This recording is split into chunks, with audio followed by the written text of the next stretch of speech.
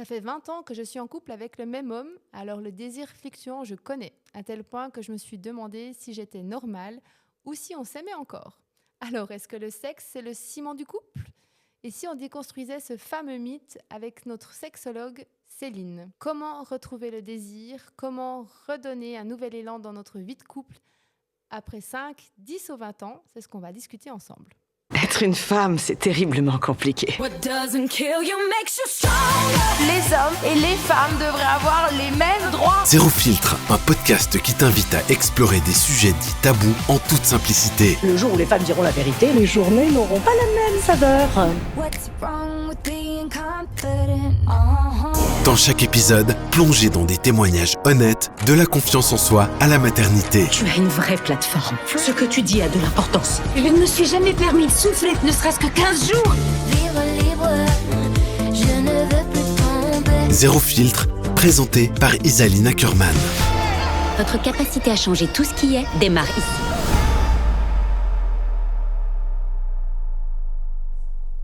Bonjour Céline. Bonjour Isaline. Bienvenue dans ce deuxième fois. C'est la deuxième fois que tu viens. Exactement. Aujourd'hui, on va parler du désir. On en avait parlé dans l'épisode où tu étais déjà venue, justement. Le désir, du coup, dans le couple de longue date. Et toi, ça fait combien de temps que tu es avec ton conjoint, Marie? Ça va faire 20 ans. Comme moi, en fait. Ouais. Donc, tu connais aussi le Oui. désir fluctuant. Exactement. Ah oui, je le connais, le désir fluctuant. Ouais. Est-ce qu'on est normal, alors? On est complètement normal. Mais c'est pas forcément ce que je me disais avant. Mais maintenant, j'ai bien compris qu'on était complètement normal. Parce que le désir fluctue chez tout le monde. Mais qu'est-ce que tu te disais avant? Peut-être que j'avais un problème. Oui, moi aussi. Ouais. Moi, je me suis dit, je l'aime plus, ça y est, c'est fini. Exact, que j'avais un problème, mais pourquoi est-ce que je veux pas ça? Et puis on a pu déconstruire ensemble. Mais c'est vrai que quand même, je me disais, mais c'est pas possible, tout le monde a envie. Et puis je me suis rendu compte aussi que tout d'un coup, j'avais envie à certains moments. Si tout d'un coup, il y avait une petite scène un peu olé olé dans un film, ou si je lisais un bouquin où il y avait des passages un peu plus érotiques, je sentais que tout d'un coup, là, en fait, j'étais plus disposée. Et du coup, c'est vrai qu'avec ma formation, ça m'a permis de comprendre qu'il n'y a pas qu'un désir, en fait, qu'il y en a plusieurs. Bon, ça, on en parlera après, mais tu as soulevé un truc intéressant, c'est que tu disais au début, là, mais tout le monde a envie. C'est vrai que moi, j'avais tendance à penser aussi, bon, j'espère qu'on va justement libérer la parole grâce à ce podcast dans vos amis aussi, mais c'est vrai que moi, quand j'en parlais, tout le monde avait une vie épanouie, même à la limite, ils le faisaient vachement plus souvent que nous, donc je me sentais vraiment... pas normal, ou Ouais. alors dans le déclin au niveau du couple, parce que j'ai grandi, comme je l'ai dit en introduction, avec cette phrase, le sexe, c'est le ciment du couple. Ouais.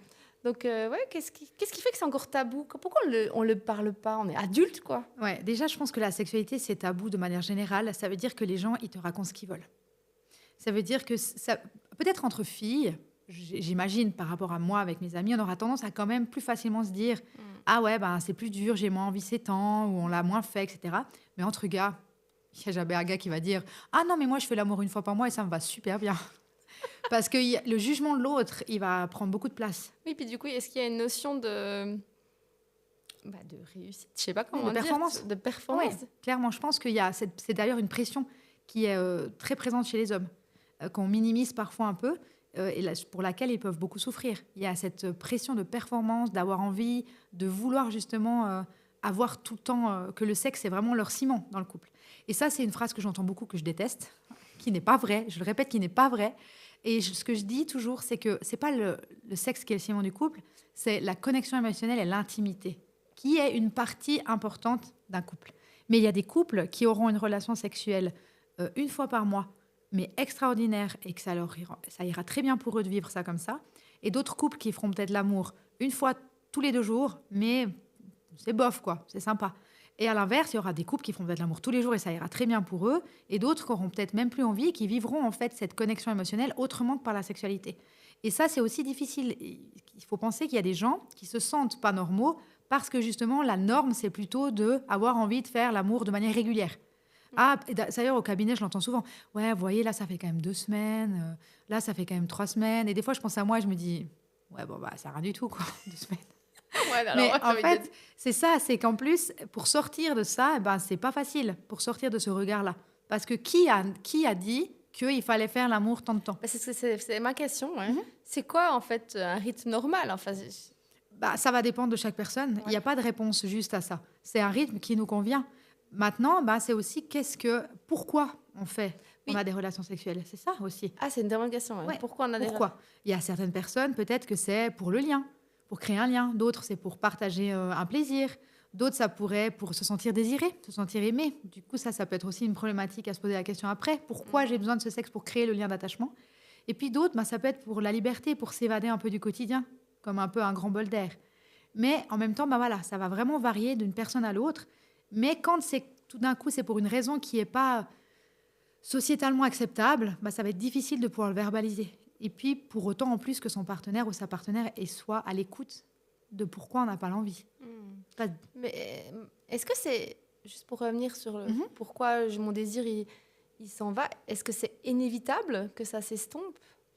C'est inévitable que ça fluctue. Ok, donc ça c'est aussi un deuil qu'on doit faire, parce que je pense que tu as grandi comme moi avec ces séries et ces films où tout va bien. Tout va bien, tout le monde s'aime tout le temps. Tout le monde se désire.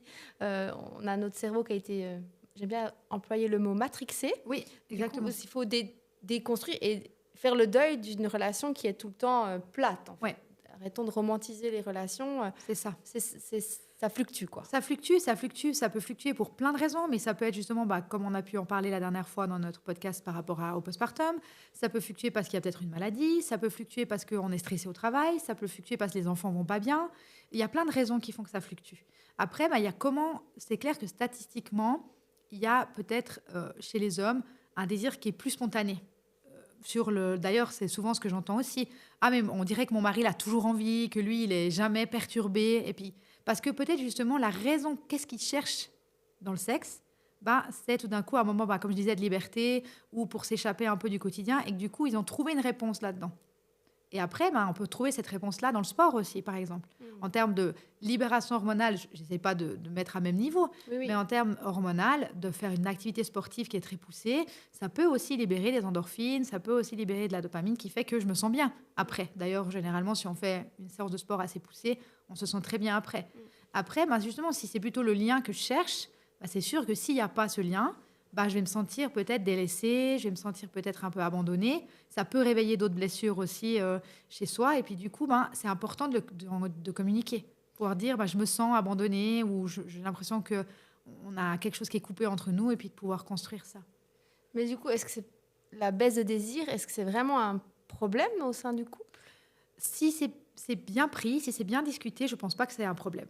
Je pense que ça peut être une difficulté à traverser parce que tout d'un coup, il y a un écart qui se met en place entre les deux dans les attentes par rapport au désir.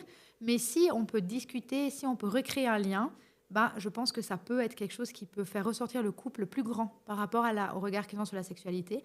Et encore une fois, c'est vraiment cette notion de souvent, c'est pas le sexe qui manque, mais c'est vraiment cette connexion intime. Parce que le cercle vicieux qui se met en place, c'est aussi le même qu'on avait déjà abordé.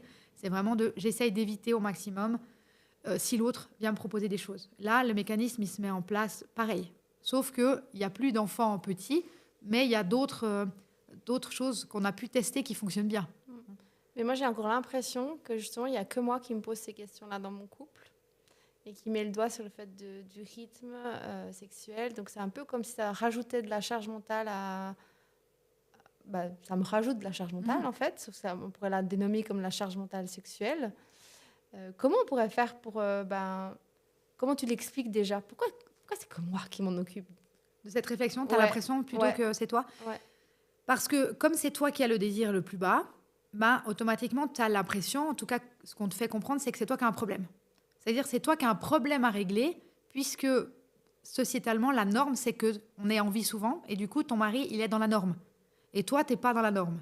Ce qui est erroné, parce qu'au final, la norme, elle dépend de chaque personne. Elle a été posée par une personne à ce moment-là. Sûrement deux. Sûrement deux. Mais voilà, donc du coup, c'est vrai que... et à l'inverse, des fois, quand on discute avec d'autres personnes, il y a des femmes qui ont souvent très envie. Je reçois aussi des hommes qui ont, eux, un désir qui est moins important que leur compagne. Ça arrive aussi. Et du coup, c'est encore autant difficile parce que justement, il y a toutes ces notions de performance, je ne suis pas un vrai homme, puisque je n'ai pas autant envie. Tu vois? Donc, en vrai, c'est de ne pas se comparer aux autres et arriver à se dire, en fait, nous, qu'est-ce qu'on aime dans notre sexualité? Pourquoi on a envie d'avoir des relations sexuelles? Et qu'est-ce qu'on peut mettre en place pour que ça corresponde à ce qu'on aime? Moi, personnellement, dans les relations intimes, je préfère avoir moins de relations intimes où je peux me donner pleinement et puis où on arrive à partager du rire, du plaisir, puis que c'est vraiment l'unité de mesure, c'est est-ce qu'on a eu du plaisir, plutôt que me dire, il faudrait que j'y régule et puis qu'il y ait une routine qui se mette en place et puis qu'en fait, c'est faire pour faire, par exemple. Maintenant, je trouve dommage aussi parce que la sexualité, avant tout, ça devrait être un jeu. Mais il y a tellement eu d'évolution dans la sexualité. Au départ, pour nos arrière-grand-mères, grand-mères peut-être encore, la sexualité, c'était pour la reproduction. Il n'y avait pas de notion de plaisir. On ne partageait pas une relation sexuelle juste pour le plaisir. Ça s'est un peu libéré aussi vers mai 68. Tout d'un coup, on a commencé à se rendre compte qu'on pouvait prendre du plaisir. Et puis, peut-être certaines personnes sont allées un peu loin là-dedans en ayant tous les risques qui peuvent aller avec. Et puis maintenant, il y a un peu les discours qui flottent un peu sur les gens. Et puis, c'est difficile de se positionner en se disant, moi, qu'est-ce que je veux vraiment ? Et puis, de se dire, en fait, moi, ce que je veux, ça ne correspond pas à ce que la société me propose. Est-ce que c'est OK pour moi que je le fasse différemment ? Est-ce que même mon inquiétude de est-ce que je l'aime encore, est-ce qu'elle est légitime ou pas ? Oui, je pense qu'elle est légitime. Parce que justement, encore une fois, comme tu l'as bien dit, dans les films, dans les livres, souvent, quand tout d'un coup, il y a ce moment où enfin ils se rencontrent, et j'adore ces films en plus, Mais moi aussi, de Noël mais et tout ça, mais... quand ils se rencontrent enfin et puis qu'ils se partagent leur amour, souvent ça finit en relation sexuelle. Et du coup, c'est associé au fait que quand on s'aime, on a envie d'avoir des relations sexuelles. Et c'est pas une fausse pensée. Quand on s'aime, on a envie de partager le corps l'un à l'autre. Mais on n'est pas obligé de partager le corps dans un schéma préliminaire, mot que je n'aime pas non plus, pénétration, douche, quoi. Douche clope. Non, on n'est pas obligé de faire ça comme ça. Réseaux sociaux, C'est actuellement. ça. On n'est pas obligé, en fait, de faire comme ça. On pourrait très bien se dire, on fait que la douche, ou on fait que la partie, entre guillemets, préliminaire, ou on fait que la pénétration. On pourrait, en fait, faire de plein de manières différentes. Mais, du coup, comment je fais ? Alors, je suis dans un état où ça fait 20 ans que je suis avec mon mari. On a eu des enfants, ça fluctue. Voilà. En plus, maintenant, j'ai bientôt 40. Ouais, je vais plus sur mes 45 que sur mes 35. Du coup, la ménopause, le changement hormonal. Comment je fais pour entretenir ce désir ? Déjà, je pense que ce qui est important, c'est de connaître qu'il n'y a pas qu'un seul désir. Oui, ok. D'accord ? Ça veut dire que dans les films, dans les livres, le désir qui est mis en avant, c'est un désir qui est très spontané. Je te vois, je te veux. C'est vraiment ce désir qui est mis en avant. Ce désir qui peut être présent, en tout cas, qui est présent statistiquement plus chez les hommes. D'accord ? Et est-ce qu'on l'a, nous, Oui, okay. Les femmes l'ont aussi, mais proportionnellement, c'est plutôt les hommes. Okay. Mais c'est vrai que c'est un désir, par exemple, si tu essayes de te rappeler au tout début de ta relation, qui pouvait être présent. D'ailleurs, souvent, les gens, ils me disent toujours « Ah, mais moi, j'aimerais bien que ça revienne comme au début. » Mais en fait, au début, il y a déjà le côté lune de miel et il y a ce désir spontané qui est très présent. Et puis, du coup, c'est un désir vraiment... il n'y a pas besoin particulièrement d'un contexte particulier pour que j'ai envie d'aller vers l'autre. Et puis, il y a ce désir qu'on appelle réactif, qui vient en réaction à quelque chose. Et en tout cas, la majorité des femmes que je reçois au cabinet, elles ont un désir qui est plutôt réactif. Moi, je pense que j'ai un désir qui est plutôt réactif aussi. Ça veut dire que j'ai besoin qu'en termes de contexte, que ça soit interne ou externe, il y ait quelque chose qui soit mis en place pour que je me sente le mieux possible pour y aller. D'accord ? J'aime bien comparer comme ça. Si on imagine, le désir spontané, c'est les voitures à essence, et le désir réactif, c'est les diesels. Il y a besoin de chauffer en fait la machine pour qu'après je me sente bien. C'est pour ça que je te disais au début, tout d'un coup, quand je vois un film où il y a une scène un petit peu érotique ou comme ça ça va titiller déjà un petit peu mon désir. Si après mon mari vient, il me fait un bisou dans le cou, tac, ça va beaucoup plus facilement réveiller la flamme que s'il me prend un froid, si on veut. Tu vois ? Et du coup, déjà quand on comprend comment notre désir il fonctionne, je trouve que ça aide déjà à se dire en fait, c'est pas que je suis pas normale, c'est juste que moi, j'ai un désir qui est pas pareil que mon partenaire. Il y en a deux types, alors. Il y a ces deux types de désir. Ouais. Et Comme... du coup, quand on comprend, on peut arriver à se dire, OK, typiquement, parce que j'aime pas dire la problématique, mais le questionnement, il c'est plutôt quand on a un désir réactif, parce que quand celui qui a le spontané, normalement, son désir, il passe partout, quoi. Ouais, voilà. Comment on fait ? Si tu veux, je peux prendre un petit exemple qui est tiré d'un livre super de Émilie Nagoski, qui est une thérapeute aussi, qui explique un peu par rapport à une fête, d'accord ? Tu es invité à un anniversaire d'un copain à toi, tu te réjouis d'y aller, ok ? Tu es vraiment hyper contente, c'est dans 1 mois, 2 mois, tu es hyper contente, tu te réjouis, tu choisis une tenue, tu es prête. Le jour arrive de l'anniversaire, tu es sur ton canapé, et là tu te dis, purée, il faut que j'aille à la fête aujourd'hui, j'avais oublié. Et là tu dois sortir, il faut que je me prépare, que je me douche, que je me maquille. Tu sens que c'est lourd, mais par contre tu sais que quand tu seras à la fête, il y aura tous tes amis, tu vas t'amuser, ça va être super. Il y aura à manger, il y aura à boire, ça va être vraiment un chouette moment. Le passage du canapé à je me prépare, Oui, c'est très ça. visuel pour moi, Tu ça vois me parle beaucoup. c'est ce passage-là qui est complexe. Et dans le désir, c'est pareil. De j'ai pas très envie à je pourrais avoir envie, bah c'est ça le travail du couple qui est hyper intéressant. Qu'est-ce qui pourrait faire que tu as envie? En sachant qu'il y a peut-être une chose qui fonctionne une fois et qui fonctionne pas la deuxième fois. Ça, c'est un peu des fois le petit bémol que je peux mettre aux hommes, c'est que dès qu'il y a un truc qui fonctionne, ils se disent j'y vais à fond. J'ai déjà eu le cas dans des patients, tout d'un coup, un jouet sexuel fonctionnait, alors il avait acheté plein de jouets.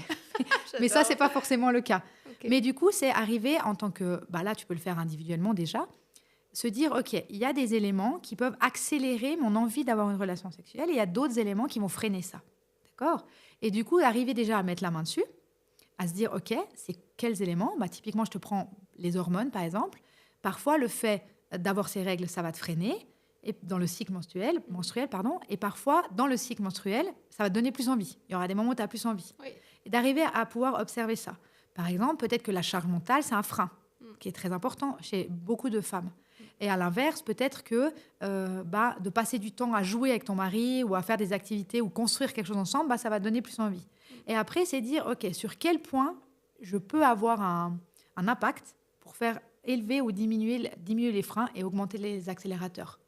Mon mari dit souvent en riant que si les hommes veulent retrouver une vie sexuelle, ils devraient s'occuper de la charge mentale, vraiment. Oui, en tout cas, se libérer de Oui, ça. oui. Mais encore une fois, si la femme qui a la charge mentale ne verbalise pas qu'elle a besoin d'aide, Ah oui, bah, c'est difficile après. on part toujours Ouais, du même c'est ça. constat, de communiquer, en fait. Il faut Oui. l'extérioriser, en fait. Oui, exactement. Comment on pourrait identifier et puis reconnaître que ça ne va pas? Si justement, moi, j'ai mon désir qui baisse, qu'est-ce que l'autre peut faire ou qu'est-ce qu'on peut mettre en place? Parce que c'est difficile de... Avant que tu m'en parles, je ne connaissais pas que j'avais deux sortes de désirs, par exemple. C'est difficile, tu as raison. Et c'est vrai que c'est souvent quand il y a... C'est les gens, en tout cas, que moi, je vois, c'est principalement à partir du moment où il y a eu... En tout cas, qu'ils ont jugé qu'il y avait une trop longue période sans sexe pour qu'ils se soient venus en disant « j'ai un problème ». Tout d'un coup, on n'a pas fait l'amour depuis 6 mois. Je pense qu'il y a un problème. Parce que ce n'est pas normal de ne pas avoir fait l'amour depuis 6 mois. Donc, c'est en général là que les gens ils viennent consulter. Encore une fois, il y a plein de podcasts sur le sujet, il y a plein de comptes Insta qui sont super, il y a plein de livres, d'ailleurs, je te les recommanderais, là-dessus, pour arriver à avoir un autre regard. Mais ça doit être une construction qui se fait aussi dans le couple. Parce que c'est clair, encore une fois, si le partenaire ou la partenaire, elle se dit « moi, j'ai pas de problème », et puis que c'est toi qui as un problème, tu n'as qu'à régler ce problème, ça, au bout d'un moment, ça ira pas. Parce que, encore une fois, on est dans une injonction de se dire « je dois régler quelque chose ». Et ça prend du temps de régler quelque chose. Parce que ça veut dire qu'on doit se questionner sur son désir, qu'on doit se demander qu'est-ce que je peux changer. Puis si je change certaines choses, puis que ça ne s'améliore pas, puis j'ai toujours pas envie, pourquoi? Quand il y a un problème, et ça je le répète vraiment, quand il y a un problème de sexualité dans un couple, il n'y a pas qu'un qui est fautif. C'est forcément la dynamique du couple qui est un peu bancale, et puis c'est pour ça qu'il y a une problématique. Mais qu'est-ce que tu as à dire sur le fait qu'on dit que le sexe, c'est le ciment du couple? Parce que moi, ce que je constate, en tout cas, c'est que si on n'a pas de relation, la communication, elle est moins fluide, en fait. J'ai l'impression que si on n'a pas... peut-être parce que j'ai la croyance encore que ça fait partie... L'intimité, elle peut être que partagée au travers de relations sexuelles. Mais du coup, j'ai la sensation que quand on a quelque chose ensemble, de team vraiment très intime, après, tout est plus léger dans mon environnement de couple, en tout cas. Ouais. Alors, je n'ai pas de réponse exacte, mais je pense que tu as mis le doigt sur quelque chose d'intéressant. C'est vraiment cette sensation que on va construire cette intimité du couple par la sexualité. Ça veut dire que c'est là qu'on va arriver à se retrouver vraiment dans un lien intime qui fait que ça va tout d'un coup apaiser tout le reste.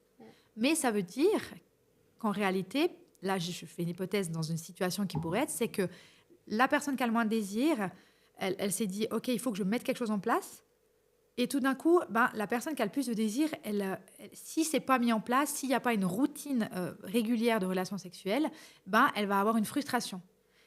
Et cette frustration, en fait, c'est ça qui va mettre les tensions en général. Parce qu'en fait, la personne va faire des petits sous-entendus, des petites remarques qui ne vont pas du tout aider à l'autre à se réveiller. Tu vois, dans le côté réactif, le contexte, il n'est pas bon. Et du coup, elle ne va pas se remettre en question. Elle va dire, en fait, je vais la pousser jusqu'à ce qu'elle ait envie de le faire. Et puis, du coup, ça va rendre la relation un peu bancale aussi et erronée dans la communication qu'on aurait. Et là aussi, c'est difficile pour certains, là, je dirais, en tout cas moi, dans ce que je vois au cabinet des hommes, à comprendre cette frustration, à se dire, en fait, cette frustration, elle m'appartient. Et comment je peux gérer cette frustration?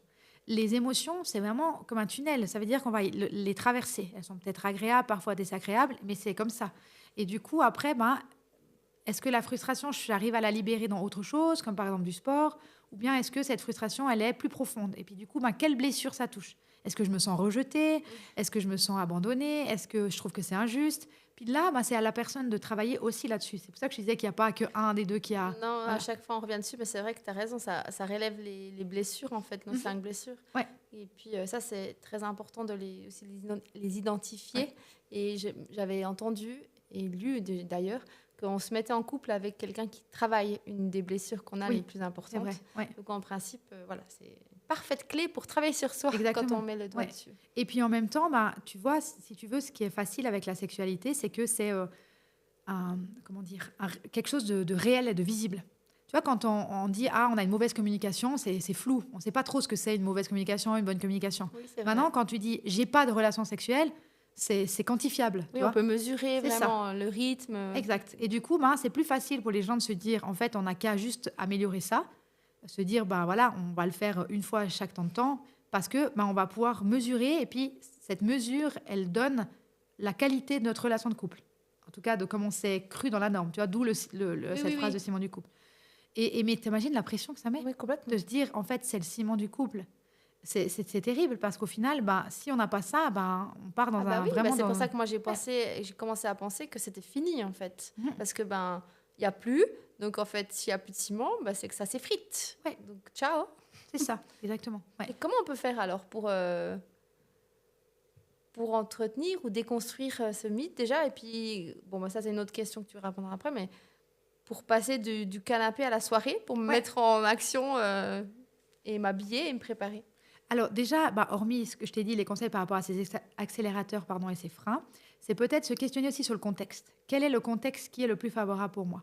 Au niveau interne déjà, c'est clair que quand on a passé une journée complète de travail, qu'on a encore fait les devoirs avec les enfants, peut-être qu'au niveau interne, on n'est déjà pas au max. Peut-être qu'on aurait besoin de prendre une douche, de faire une petite balade, de faire une petite méditation, puis qu'après déjà, au niveau interne, on serait mieux. Puis après, c'est le contexte externe. Ça veut dire tout ce qui a trait à ce qui est autour de moi. Ça peut être au niveau de l'ambiance, ça peut être au niveau du lieu, ça peut être par rapport aussi à on minimise trop, mais aux pensées intrusives, à la charge mentale qui tourne dans notre tête. Et tout ça, on peut avoir un impact dessus.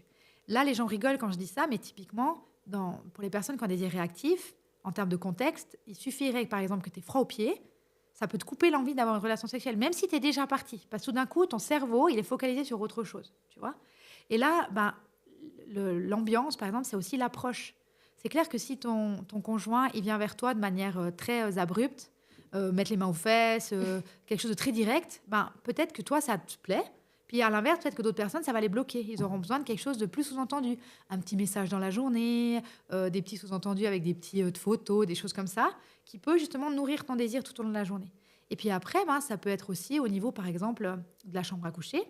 Alors, je sais qu'il y a des gens qui n'ont pas forcément le choix, mais quand dans ta chambre à coucher, où tu as tes relations intimes, tu as peut-être toute la paperasse des factures à payer, ou bien plein de photos de tes enfants bébés sur le mur, c'est clair qu'en termes de contexte, ça n'aide pas forcément, parce que ton cerveau, il peut être vite happé sur autre chose. Éviter les photos des enfants. Oui, éviter les photos des enfants. J'en ai aussi, mais voilà. Je veux dire, c'est aussi il faut aussi créer comme un cocon.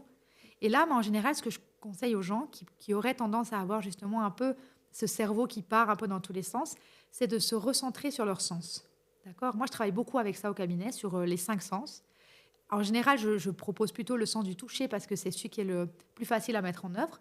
C'est de se dire, OK, en fait, on ne peut pas empêcher les pensées parasites. Ce n'est pas possible. On en a toutes et tous tout le temps. Mais je peux en fait gruger un peu mon cerveau pour lui donner l'information que je me concentre sur autre chose. Ça veut dire, je suis dans la relation sexuelle, on part de l'idée le contexte a été bon, qu'on a eu envie d'y aller, d'accord, qu'on vient en réponse au plaisir dans ce désir réactif. Et puis ensuite, je sens que tout d'un coup, je suis en train de partir ailleurs. Je me concentre sur la main de mon partenaire ou de ma partenaire. Est-ce que je sens toute la paume de sa main? Est-ce que sa paume de main, elle est chaude, elle est froide? Est-ce que je sens tous les doigts ou pas? Ou alors, à l'inverse, je me concentre sur ma main, sur sa peau. Est-ce que ma main est chaude ou froide? Est-ce que j'appuie un peu plus ou pas? Et du coup, en fait, c'est une manière de se reconnecter aussi au moment dans lequel on est. D'être en pleine conscience de ce qui se passe. Oui, exactement. Et comment on arrive? Parce que là, tu es dans le moment. Comment tu me fais passer de mon canapé à me lever? C'est une très, très bonne question. Et là, je vais prendre de nouveau une explication de cette Émilie Nagoski, dont je vous recommande vivement les 2 bouquins qu'elle a fait. Elle explique un peu qu'on a tous et toutes une maison émotionnelle. D'accord ? Dans cette maison émotionnelle, il y a plusieurs pièces. Et il y a notamment cette pièce qu'elle appelle la pièce de la luxure, qui est la pièce de la séduction, l'érotisme, la sexualité. Et l'idée, c'est que les gens ils puissent comprendre comment je peux aller à cette pièce. Quelles sont les pièces qui sont autour ? Tu vois, il y a des pièces qui vont favoriser un petit peu le passage. Ok ? Par exemple, le jeu, par exemple, prendre soin de soi ou prendre soin de l'autre. Il peut y avoir aussi une notion qu'elle appelle la quête. Ça veut dire tout ce qui est en termes d'aventure, de construction, de choses qu'on fait ensemble. C'est-à-dire des projets qu'on partagerait en commun. Exactement, des projets qu'on partagerait en commun, des réalisations qu'on ferait. Et puis, à l'inverse, il y a des pièces qui vont un petit peu freiner ce passage. Ça peut être la rage, la colère, la peur, le chagrin. Et là, l'abandon, tout ce qui peut ramener en fait, à ces blessures aussi, en quelque sorte. Et l'idée, c'est d'arriver de manière individuelle à construire sa maison. Il faut imaginer, par exemple, si on prend la pièce du soin, et là, elle donne cet exemple dans le livre aussi, une femme qui aurait passé toute sa journée à faire des tâches ménagères, à être dans la cuisine, à ranger la machine, à débarrasser la table, faire à manger, c'est difficile pour elle de tout d'un coup lâcher ça pour passer dans la pièce de la luxure. Et là, justement, dans le livre, elle prend l'exemple que la femme verbalise à son compagnon, viens me chercher en fait dans cette pièce, viens, aide-moi. À partir de la pièce. À partir de la pièce, ça veut dire aide-moi juste à ranger, à faire, voilà. Et ça va être propre à chacun. Il y a des femmes peut-être que justement qui seront sensibles à ça, de voir leur mari faire la cuisine ou ranger la table, passer un coup de patte, etc. Ça va aider à justement améliorer le contexte pour que leur désir réactif puisse naître. Et puis d'autres, ça peut être justement, une balade, une activité, tout d'un coup aller, dans des manèges, des choses comme ça, partager ce genre de côté ludique, ça va les aider. Et du coup, c'est arriver à comprendre qu'est-ce qui, pour moi, me fait passer dans cette pièce. Et du coup, la meilleure manière de se poser la question, c'est quelles sont les pièces qui sont autour. Et c'est vraiment ça, ce passage. Finalement, qu'est-ce qui, finalement, me donne envie d'aller à la fête ? Et c'est pour ça que ce qu'elle met dans son livre en avant, qui est, je pense, l'information essentielle que j'aimerais aussi dire aujourd'hui, c'est que l'unité de mesure, ça ne doit pas être la performance. Ça ne doit pas être le désir que je dois ressentir. Ça doit être le plaisir. Ouais, c'est pas la quantité par semaine ou tout ça. Non. Est-ce que ça me fait plaisir de faire ça ? Et ça devrait être pour tous les aspects de la vie. Oui. Parce que là, avec la sexualité, on a cette épée de Damoclès un peu de performance et d'obligation de régularité.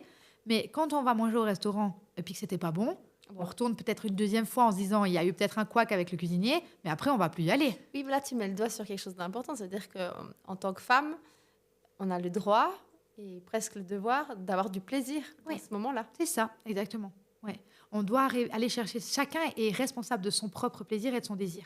Après, la connexion des deux, ça va partager les plaisirs et ça va faire décupler son propre plaisir, son propre désir. Mais à la base, on est responsable d'aller le chercher.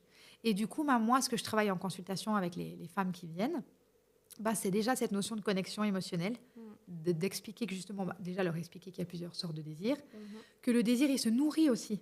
Il se nourrit des moments qui ont été... Il y a une mémoire désirante dans notre corps. Il va se nourrir des moments qui étaient agréables, de la connexion émotionnelle qu'il y a eu pour avoir envie d'y retourner aussi. Cette notion d'apprentissage et ensuite de se dire « Ah en fait, ça me motive à y aller parce que c'était agréable. » Voilà. Ça va aussi se nourrir. Ça veut dire que typiquement, là, tu vois, on prend l'exemple, si une femme elle a des relations intimes alors qu'elle a des douleurs à la pénétration, puis qu'elle continue, au bout d'un moment, cette mémoire désirante, elle va se dire non, mais mon Dieu, quelle horreur, je veux plus y aller, ça va me faire trop mal. Le corps, les gens, ils ont de la peine à écouter ça, à entendre ça, mais le corps, il va réagir au bout d'un moment. Si on l'écoute pas, il va de toute façon. Oui, il y a une dissonance entre ta tête qui veut y aller par raison, par peur, et ton corps qui sait très bien que ça sera pas un moment agréable. En fait. Tout à fait. Donc là, c'est clair que là, il va faire lui le travail. C'est pour ça que souvent aussi, il y a ça se ferme, on a l'impression que c'est fermé, qu'il n'y a plus rien qui passe, etc. Ou qu'on peut avoir d'autres problématiques. Mais alors là, quel conseil tu donnerais à ce genre de personnes ou même qui n'ont pas de plaisir, puis qui ne savent pas, parce que peut-être qu'elles n'ont pas été éduquées aussi à ça. Quel conseil tu donnerais ? Alors, 2 choses, je dirais. La première, en général, quand les personnes elles viennent me voir, j'essaye toujours de voir si elles ont d'autres plaisirs dans leur quotidien, qui n'est pas rapport avec la sexualité. Il y a des gens qui ont justement plein d'activités qui leur font super plaisir. Et du coup, là, ça me permet de les rassurer en disant, vous voyez, en fait, votre envie, elle est présente. Après, il y a d'autres personnes, selon aussi les histoires de vie ou des personnes qui pourraient être en dépression, etc., tout d'un coup, il n'y a plus rien. J'ai eu déjà des femmes qui ont dit mais en fait moi je fais rien en dehors du travail, après quand je rentre j'ai pas d'activité, je sors pas, j'ai pas forcément d'amis, etc. Du coup là on va retravailler sur la notion de plaisir de manière globale.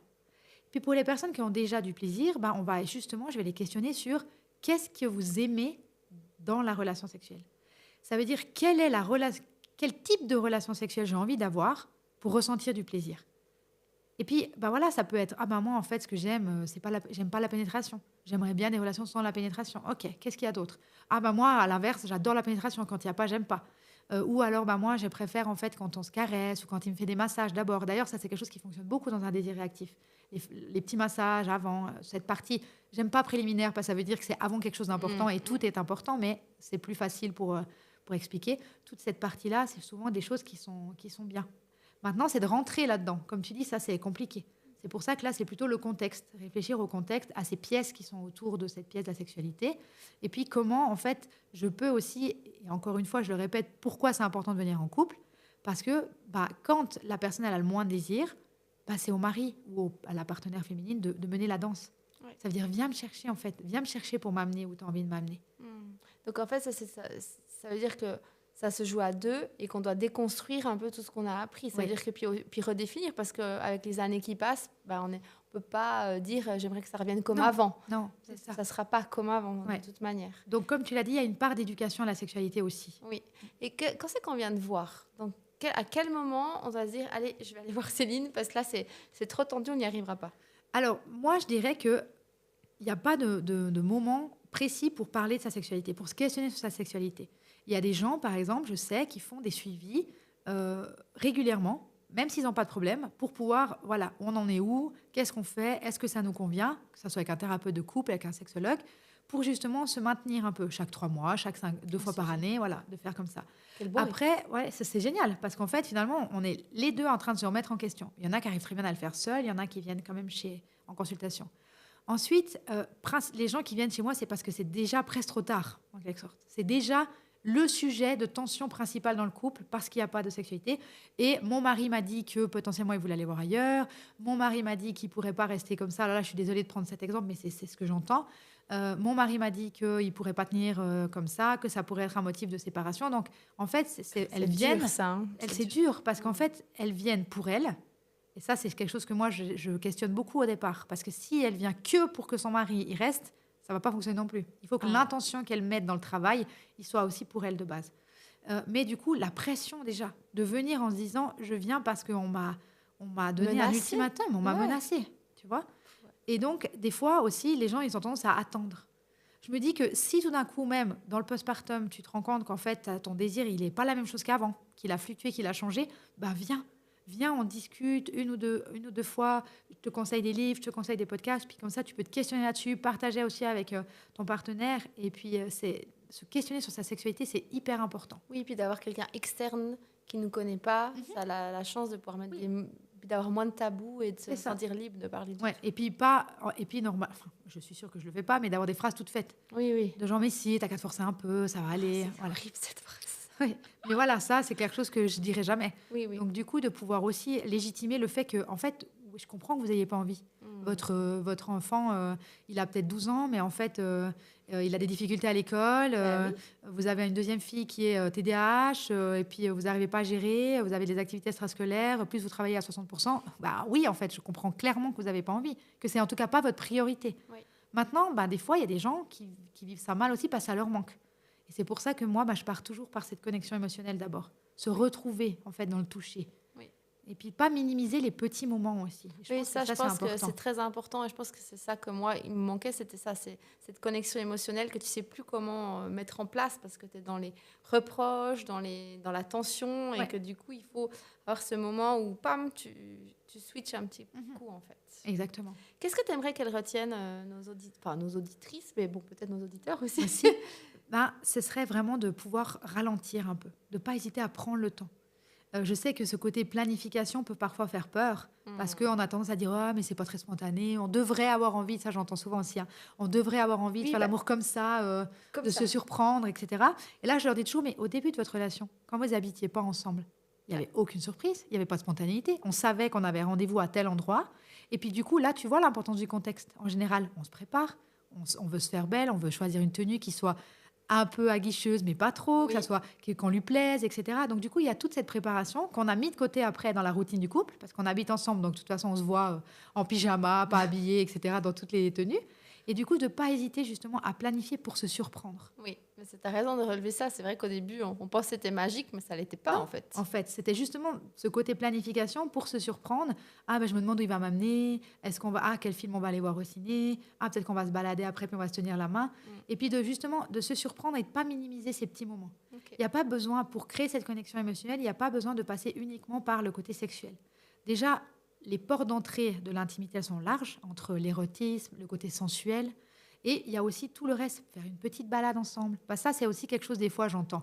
Ouais, mais on n'a pas beaucoup les moyens, on ne peut pas Oui. non plus aller beaucoup au resto. Et je le conçois complètement. Mais se balader ensemble, faire un jeu de société, regarder une vidéo. Ah, j'ai regardé une vidéo aujourd'hui qui m'a fait rire. Viens, on regarder un petit spectacle à la télé ou un film ensemble. Prendre une douche ensemble. Ouais, tu as raison Toutes ces petites choses. de soulever qu'il n'y a pas nécessairement besoin de prendre une nounou, ou bien d'organiser un truc très très grand en fait. Ouais. L'intimité peut se redécouvrir à travers C'est des ça. petits moments du Ouais, quotidien. pousser la table du salon et puis faire un pique-nique au milieu du salon avec des bougies. C'est quelque chose qui peut être fait assez facilement, Oui. en fait. Oui. Ouais. Mais qu'on ne va pas penser, parce que justement, encore une fois, et ça c'est propre à l'être humain de manière générale, quand on veut mettre quelque chose en place, on a l'impression qu'il faut que ça soit quelque chose d'incroyable. Oui. Ah, mais il faut qu'on se fasse un week-end, il faut qu'on aille dans un spa. Tout de suite, on veut quelque chose de grand. Puis quand on n'arrive pas à l'atteindre, automatiquement, on est quoi? On est déçu, on est frustré. Puis du coup, on se dit, bon, bah, la prochaine fois, je fais rien, en fait. Ouais. Alors que si on se dit, OK, bah, on essaye de faire un petit souper une fois par semaine un peu spécial, c'est l'un et l'autre, à chacun son tour, tu vois. Ouais, un petit Bah, pas, voilà. des petits pas, des petits pas. Des puis, petits pas, en fait, plein de petits pas. Ouais. Est-ce que tu aurais des recommandations lecture? J'ai entendu plusieurs livres. Bien pendant- sûr. Alors, du coup, il y a 2 livres d'Émilie Nagoski qui sont super. Il y en a un qui s'appelle Jouir en cœur, qui est sorti dernièrement, qui est pour la sexualité du couple, plutôt, où justement elle aborde toutes ces questions autour de la maison émotionnelle. Et puis, son premier livre, c'était Je jouis comme je suis, qui est un livre sur la sexualité féminine, qui justement parle un peu plus de voilà, comment se redécouvrir dans son corps, qui parle aussi des désirs, qui est aussi hyper intéressant. Il y a plein d'autres livres aussi, mais ces 2-là, je dirais qu'ils sont quand même déjà pas mal complets.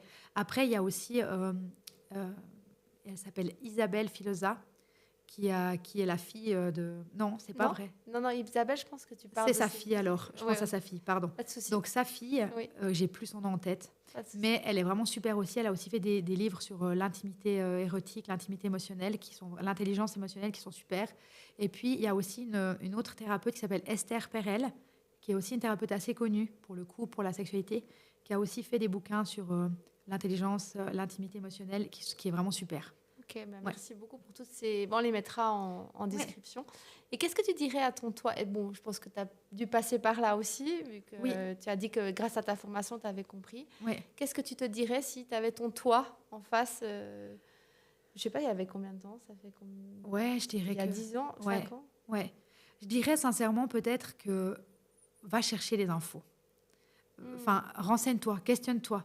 Et questionne pas forcément que des gens autour de toi. Mais alors, à l'époque, je suis pas vieille, mais il y avait plutôt des blogs, des choses comme ça. J'aurais pu aller là-dessus. C'était les débuts un peu des réseaux sociaux, mais voilà. J'aurais pu justement aller questionner un peu, de pas hésiter même à suivre des petites formations. Il y a plein de formations justement sur l'intimité émotionnelle, sur le désir, qui sont ouvertes à toutes les personnes et pas que aux professionnels, à suivre un petit peu des choses comme ça, d'aller chercher les infos et pas de me dire, OK, tu as un problème, les autres, ils t'ont dit que tu avais un problème, alors Oui, puis de mettre... renferme-toi et puis advienne que pourra, quoi. Ouais, puis force-toi un peu. quoi. Ouais, c'est ça. Ouais, donc je me dirais plus ça du tout. Je lui dirais, ne te force pas du tout. Il va comprendre si tu lui expliques comme Oui, il faut. ça aussi, c'est hyper important de libérer la parole. Puis s'il ne comprend pas, bon, ça, c'est son chemin à lui. Hein. C'est pas ça, à nous c'est ça. hein, de le sauver. Non, exactement. Merci Céline pour Merci ce beaucoup, partage. Isaline. Et puis, je te dirai peut-être à bientôt, hein, je ne sais pas, vu que ça fait déjà le deuxième. Avec grand plaisir. Il y a plein d'autres sujets que j'aimerais parler avec toi, notamment, on a parlé du plaisir féminin. Oui. Donc, pour déconstruire aussi par rapport à ce tabou-là, parce que je pense qu'on fait partie d'une première génération où ça a été un petit peu soulevé, mais j'aimerais encore en parler plus. Avec grand plaisir. Alors, voilà, je te raccueillerai ici. Avec plaisir. Merci beaucoup, Isaline. Avec plaisir. Si vous avez aimé ce podcast, n'hésitez pas à commenter, comme je vous le dis à chaque fois, ou à partager. C'est grâce à vous qu'on va pouvoir libérer la parole. Et puis, je vous dis à bientôt.